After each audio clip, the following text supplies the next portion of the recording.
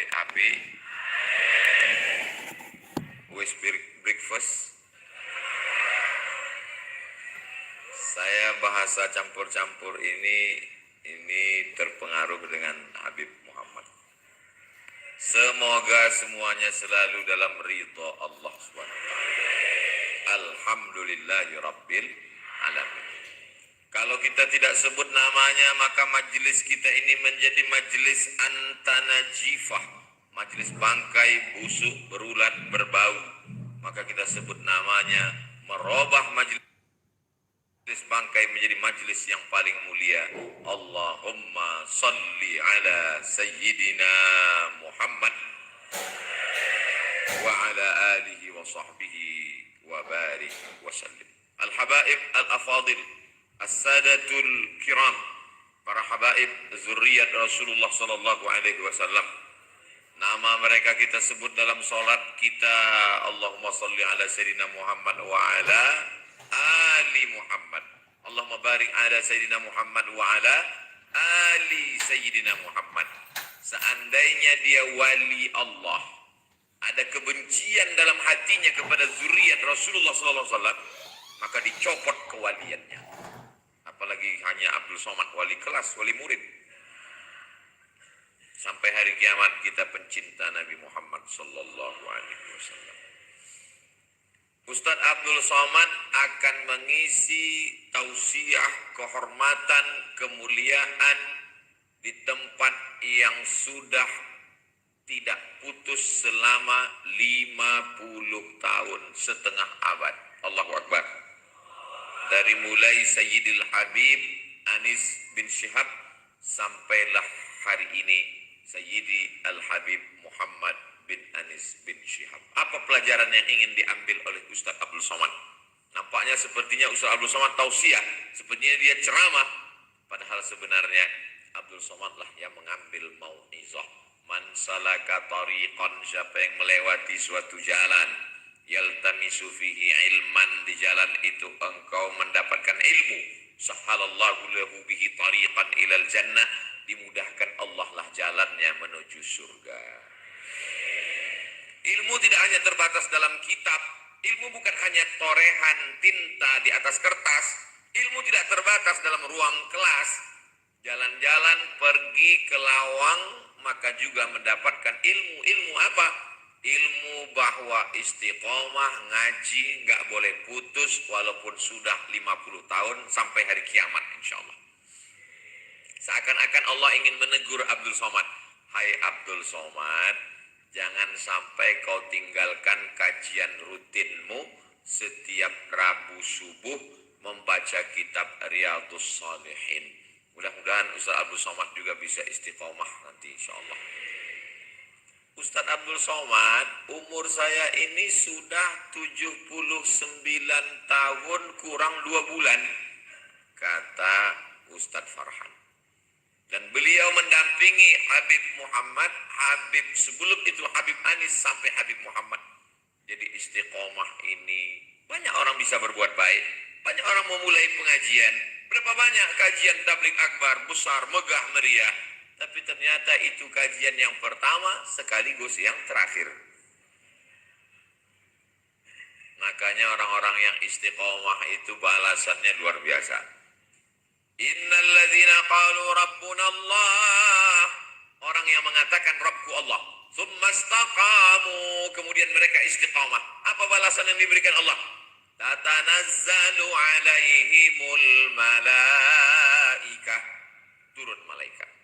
Orang yang istiqamah, malaikat diturunkan Allah Subhanahu wa taala kepadanya.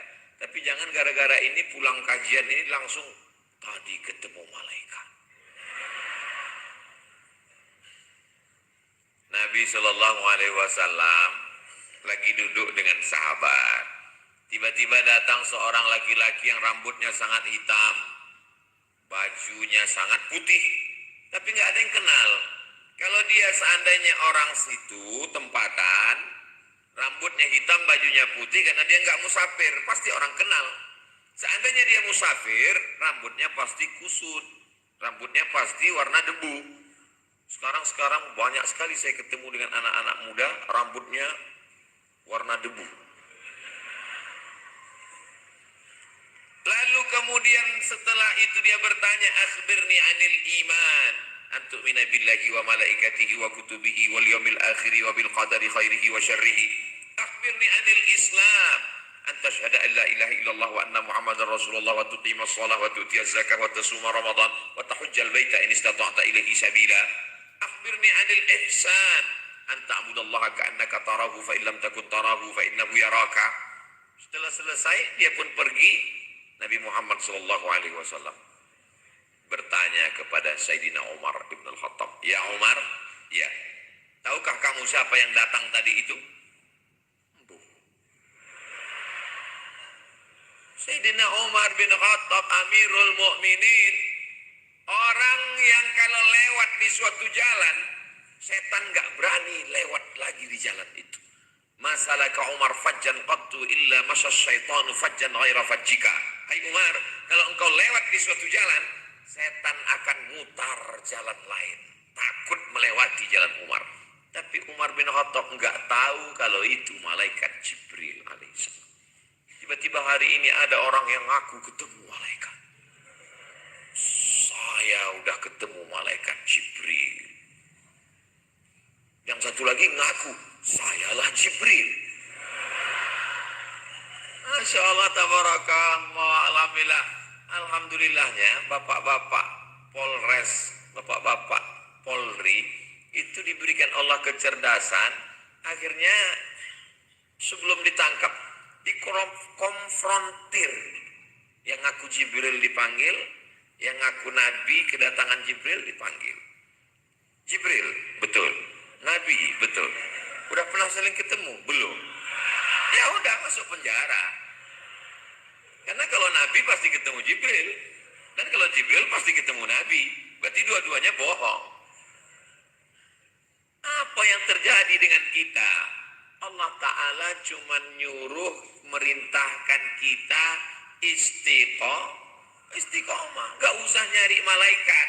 Malaikat itu turun membisikkan ke dalam hatimu. Kata ahli tafsir, ketika manusia itu akan mati sakratul maut, yang datang ke dalam hatinya itu adalah rasa takut.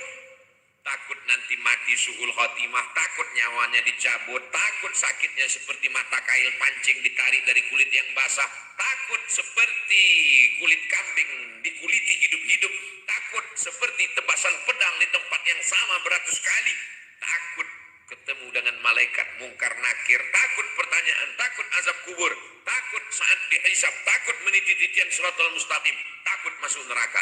Orang yang mau mati itu takut. Yang kedua sedih. Sedih rumah yang besar tinggal. Sedih mobil yang mewah belum lunas baru DP 3 bulan. Sedih istri akan diambil brownies berondong manis. Sedih, mohon maaf ya Bu. Sedih. Rasa takut dan sedih itulah yang mengkacaukan dirinya. Allah memberikan sesuatu. Dikirimkan Allah malaikat. Apa kata malaikat? Allah takhafu, jangan kau takut. Ketika malaikat mengatakan jangan kau takut, takutnya hilang. Wala tahzanu, jangan kau sedih. Takutnya hilang, sedihnya hilang. Mudah-mudahan kita termasuk orang yang saat sebelum kematian itu nanti tak ada rasa takut, tak ada rasa sedih. Setelah takutnya hilang, sedihnya hilang, kosong, hampa, tidak ada rasa sama sekali. Tidak ada rasa sama sekali. Saat itu datang malaikat. Wa abshiru bil jannati allati kuntum tu'adun. Berbahagialah engkau mendapatkan surga yang sudah dijanjikan Allah Subhanahu wa taala. Sebelum dia mati, malaikat mengepakkan sayapnya, dan saat malaikat mengepakkan sayap, terlihatlah dia ternyata masuk surga. Hai Abdul Somad, jangan kau takut, jangan kau sedih, karena kau akan masuk surga berdekatan dengan Habib Muhammad bin Anis bin Suhaib. Lihatlah betapa bersihnya hati jamaah ini. Padahal yang saya bilang masuk surga cuma saya. Serentak tanpa mikir mereka spontan, amin. Padahal saya nggak ada bilang kita masuk bersama. bersih hatinya. Coba kalau orang cerdas tapi orangnya hatinya nggak bersih. Begitu saya katakan, hai Abdul Somad, kau jangan takut, kau jangan sedih, kau akan masuk surga bersama, bertetangga, berdekatan dengan Sayyidi Al-Habib Muhammad bin Anis. Pasti mereka nanya dulu, kami gimana? Ketika mereka mengatakan amin, maka Allah kirimkan malaikat. Apa kata malaikat? Amin, kabulkan doa orang ini, walaka misluh, kau juga dapat tempat yang sama. Mereka ini, di dalam badan mereka ini ada darah Nabi Muhammad sallallahu alaihi wasallam. Loh, memangnya Ustaz Abdul Somad enggak keturunan Nabi? Saya keturunan Nabi Adam.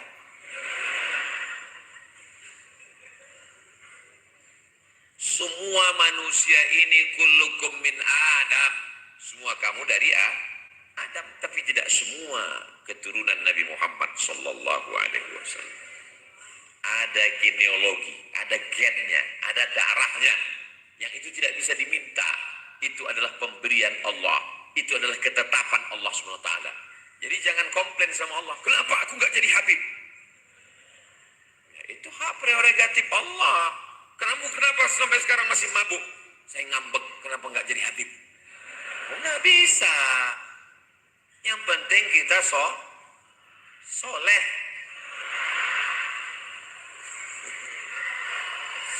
Amin. Rabbi habli minas salihin. Rabbi habli min ladunka dzurriyyatan thayyibah. Rabbana hab lana min azwajina wa dzurriyyatina qurrata a'yuni waj'alna lil muttaqina imama. Itu bisa diusahakan. Untuk jadi soleh dan gak soleh itu pilihan atau ketetapan? Pilihan. Untuk jadi Habib atau enggak Habib itu pilihan atau ketetapan? Ketetapan, nggak bisa komplain. Jadi ada masanya kita bisa memilih, seperti aku memilih kamu. Contohnya ini hari Ahad ini. Hari Ahad kan? Oh, ternyata sama hari Ahad di Sumatera dengan di sini ya. Hari Ahad mestinya jalan-jalan ke mall, jalan ke gunung, jalan ke bukit, jalan ke shopping, ke market. Tapi orang di Lawang ternyata hari Ahadnya diisi dengan ngaji. Dan bukan sebulan, 2 bulan, sepekan, 2 pekan, 50 tahun ngaji. Sampai berganti generasi, sampai nanti hari kiamat pengajian ini insya Allah. Panjang umur saya akan datang. Panjang umur anak saya akan mencari majelis ini. Dulu waktu Abah masih hidup, dia pernah datang ke Lawang, katanya ada pengajian tertua sampai 50 tahun, ingin mengambil barokahnya. Silaturahim tidak terjalin hanya antara Ustadz Abdul Somad dengan Ustadz Farhan, dengan Habib Muhammad bin Anis, dengan para habaib, tapi juga sampai ke anak cucu saya nanti insya Allah. Ustadz Abdul Somad ini dulu bapaknya, bukan orangnya sekarang, ini cucunya, ini anaknya. Dulu bapaknya, dulu orang tuanya adalah berkhidmah dengan Habib Muhammad, dengan ayahnya Habib Muhammad, dengan abahnya Habib Muhammad, Sayyidi Al-Habib Anis. Oh, ternyata persaudaraan.